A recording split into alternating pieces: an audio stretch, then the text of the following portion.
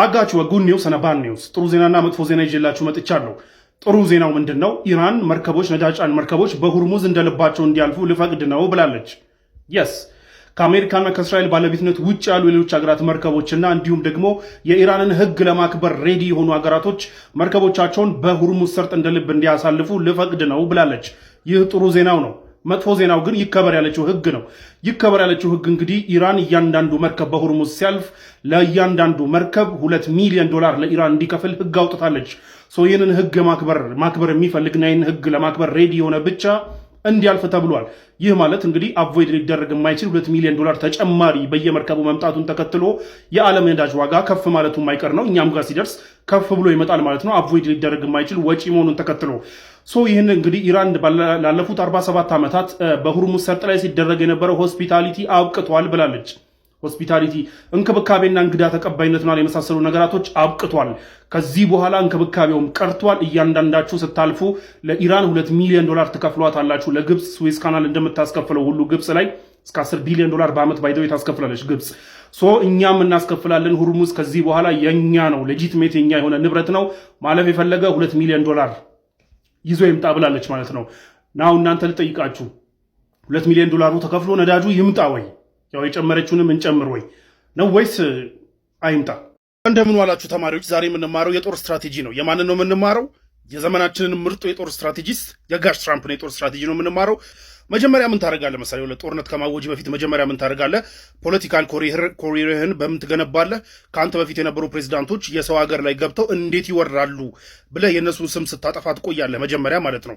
ስለዚህ ጆርጅ ቡሽ እንዴት ኢራቅ ውስጥ ይገባል ምናምን ብለህ ፖለቲካል ኮሪርህን በዛ ትገነባና እሱን ስትቃወም አሜሪካ የሰው ሀገር ልትወር አይገባም፣ ከሰው ሀገር ጋር ጦርነት ልትጀምር አይገባም በሚል ስትሰክስ ትከርምና ወደ ፖለቲካ ትመጣለህ።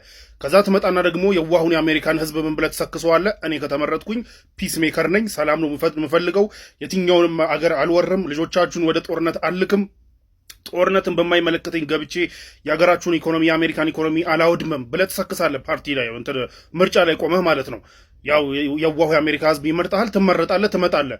እንደመጣህ ደግሞ ምን ታደርጋለህ መሰለህ? ችግር ቢገጥምህ ሊያግዙ የሚችሉትን ስንት ዓመት የተለፋበትን ወዳጆች ሀገራቶችን እያንዳንዱን መላከፍ ትጀምራለህ። እያንዳንዱ ቡሊ ታደርጋለህ። እያንዳንዱን እየጠራህ ቡሊ ታደርጋለህ። አንተ አትረባም ትላለህ፣ አንተኛው እንዲህ ነህ ትላለህ፣ አንተኛው እንዲህ ነህ ትላለህ። ደስ ሲልህ ማዕቀብ ትጥልባቸዋለህ። ደስ ሲልህ ደግሞ ከእነሱ መካከል አንደኛውን ግዛት ግሪንላንድን እወራለሁ እስቲ ምን ታመጣላችሁ ብለህ ትዝታለህ። ይህን ሁሉ የምታደርገው ለምንድን ነው? ለጦር ስትራቴጂ እንዲጠቅም ነው። ገባህ አይደለ? ምክንያቱም አንተ ካደረግከው በኋላ ነው የነገራቶችን ኮንሲኩዌንስ የምታየው እንጂ መጀመሪያ ፕላን አታደርግም። ትራምፕን ከሆንክ ፕላን አድርገህ አይደለም የምትገባው፣ ታደርገውና ውጤቱን ነው አብረህ ፋይንድ አውት ብታደርገው። ኤኒዌይ ማለት ነው ለኔ ራሱ በጣም ኢንተርቴኒንግ የሆነ ጀለስ ስለሆነ ነው። ለማንኛውም ትመጣለህ። ይህን ሁሉ ካደረግክ በኋላ ምን ታደርጋለህ መሰለህ?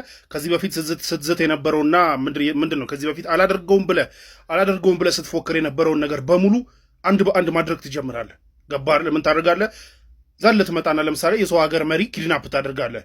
ከዛ በዛ ደግሞ አልበቃ ብሎ ምን ታደርጋለህ? ዘለ ትመጣና ማለት ነው ኢራንን ልወር ነው ብለህ ስታስወራ የራስህ የጦር መሪዎች የራስህ የጦር ጀነራሎች ተሰብስበው አረ እረፍ፣ ይህንን ካደረግ ሁርሙዝን ታዘጋለህ፣ ዓለም ላይ ነዳጅ ይጠፋል፣ የሚድል ኢስት ሀገራቶችን ታስመታለህ ብለው ደጋግሞ ይነግሩሃል፣ ኖት ያስይዙሃል። ገባ? አንተ ግን ግድ አይሰጥህም። ገባ አይደለ? ትራምፕ ነህ አንተ እንዲህ ግድ ይሰጣል።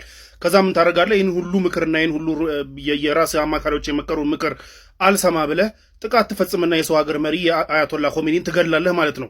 ከዛ ኢሚዲየትሊ ጀነራሎችህ የራስህ ጀነራሎች የነገሩ ነገራቶች በሙሉ እግር በእግር ተከታትለው ሁርሙዝ ሰርጥ ሲዘጋና የሚድል ኢስት ሀገራቶች ሲመቱ እንዲሁም ነዳጅ ሲጠፋ ምን ትላለህ? ወጥተህ አይ ዋዝ ሾክድ፣ ይሄ ነገር ሀፕን ያደርጋል ብዬ አልጠብቅም ነበር ትላለህ። ለምን መሰለህ? ፕላን አድርገህ አይደለም የምትገባው። የሰው ምክርም አትሰማም፣ ፕላንም አድርገህ አትገባም። የሆነ ነገር ታደርግና ኮንሲኩዌንሱን ቁጭ ብለህ ታያለህ ከዓለም ህዝብ ጋር ማለት ነው። ለማንኛውም ይህንን ታደርግና ነዳጅ ሁርሙዝ ሰርጥ ሲዘጋ መጀመሪያ አስበህ የነበረውን የኢራን መንግስት መገልበጥ የሚባለውን ፕላንህን ወዲያው እዛችሁ ጋር ጥፍ አድርገህ ደግሞ ምን ትላለህ? ሁርሙዝ ሰርጥን አስከፍታለሁ፣ እኔ ወንዱ እኔ ጀግናው ብለህ ትፎክራለህ ማለት ነው። ከዛስ ክፈቱ ብለህ ስታስፈራራ፣ መርከቤን እልካለሁ ምናምን ብለህ ስታስፈራራ፣ ጀለሶች የማይፈሩ ከሆነስ? አሁን ኢራኖች አልፈሩማ። ማይፈሩ ከሆነ ምን ታደርጋለህ ማለት ነው? እቺ በጣም ጸዴ ስትራቴጂ ነች። ምን ታደርጋለህ ማለት ነው? ከወራት በፊት አትረቡም እያልክ ስትሰድባቸው የነበሩትን ወዳጅ ሀገራቶችን አራግዙኝ ብለህ ትለምናለህ ማለት ነው። እቻው ጸዴ ስትራቴጂ ነች። ከዛስ ይመጡልሃል ወይ ነው። እነዛ ሀገራቶች ደግሞ አገራችሁን ወራለሁ፣ ከታሪፍ እጥልባቸዋለሁ፣ አትረቡም ብለህ ስትሰድባቸው የነበሩ ሀገራቶች አንመጣም ሲሉ ምን ትላለህ? መልሰህ ስድብህን ትቀጥላለህ። እቺ አሁን ጸዴ እርምጃ ነች። ገባ መልሰ ስድብን ይሄ ለጦርነት ጠቃሚ እርምጃ ነው። መልሰ ምን ታደርጋለህ? ስድብን ትቀጥላለህ ማለት ነው እነሱ ነገራቶች። ከዛ ያው መጨረሻ ላይ የአየር ክልላቸውንም ዛሬ እንደዘጉብህ ይዘጉብሃል፣ አርፈህ ትቀመጣለህ።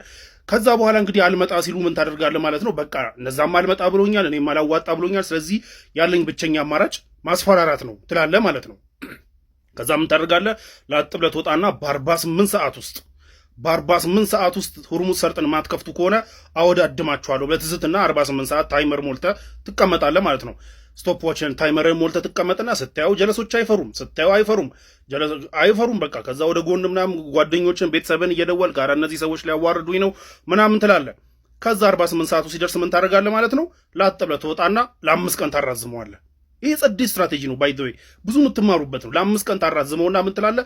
በዚህ 5 ቀን ውስጥ እንትን የማታደርጉ ከሆነ ምናምን ብለህ አሁንም ፉከራ ትቀጥላለህ። የማይደርስ መስሎ ማለት ነው። 5 ቀኑ ይደርሳል፣ መድረሱ አይቀርም። ከዛ በኋላ የ5 ቀን ደግሞ ይደርስና ልክ 5ኛው ቀን ሲደርስ ምን ታደርጋለህ ማለት ነው። ላጥ ብለህ ትወጣና ለ10 ቀን አራዝሜዋለሁ፣ በ10 ቀን ውስጥ ሁርሙዝን ማትከፍቱ ከሆነ ትላለህ ማለት ነው። ግን ስታየው ጀለሶች የሚፈሩ አይደሉም። ምንም በቃ የሚፈሩ አይደሉም። ከዛ መጨረሻ ላይ ምን ታደርጋለህ ማለት ነው። ሚድልስት ወዳጆችን የሚድልስት ሀገራት ወዳጆችን አስቀጥቅጠህ ስምህን አጥፍተህ ሀያል ምናምን የሚባለውን ሳክስ አጥፍተህ ፒስ ሜከር ነኝ ብለህ የሰከስከውን ሳክስ አጥፍተህ የራስህ ፖለቲካል ፓርቲ የሪፐብሊካን ፓርቲ ሰዎች አንገት ላይ ዲሞክራቶችን ተው የራስህ ፓርቲዎች አንገት ላይ መቆም ጀምረው ይህንን ሁሉ ኪሳራ ከከሰርክ በኋላ እኔ ሲጀመር ሁርሙዝ ሰርጥ ምን ይሰራልኛል ይህን ሁሉ ነገር ማድርገው ብለህ ዊዝድሮ ለማድረግ ታስባለህ ማለት ነው። ይህ የማን ስትራቴጂ ነው? የዶናልድ ትራምፕ ጸዴ በጣም ዘመናዊ የሆነ የጦር ስትራቴጂ ነው። ስለዚህ ከዚህ ብዙ ትማራላችሁ ብዬ ነው የምነግራችሁ። ባይ ዘ ወይ ኖት እየያዛችሁ በጣም ወሳኝ ስትራቴጂ ስለሆነ ማለት ነው። አሁን ዶናልድ ትራምፕ ከዚህ ሁሉ ምንድነው መሰላችሁ የምንማረው? የዶናልድ ትራምፕ ይህ ሁሉ ስትራቴጂ ነገርኳችኋ።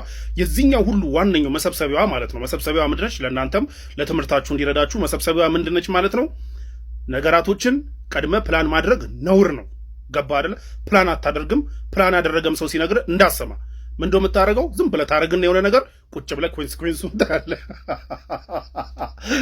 ኦ ማይ ጋድ እኔ ራሱ ሲሪየስ መሆን አልቻልኩም ታውቃለህ።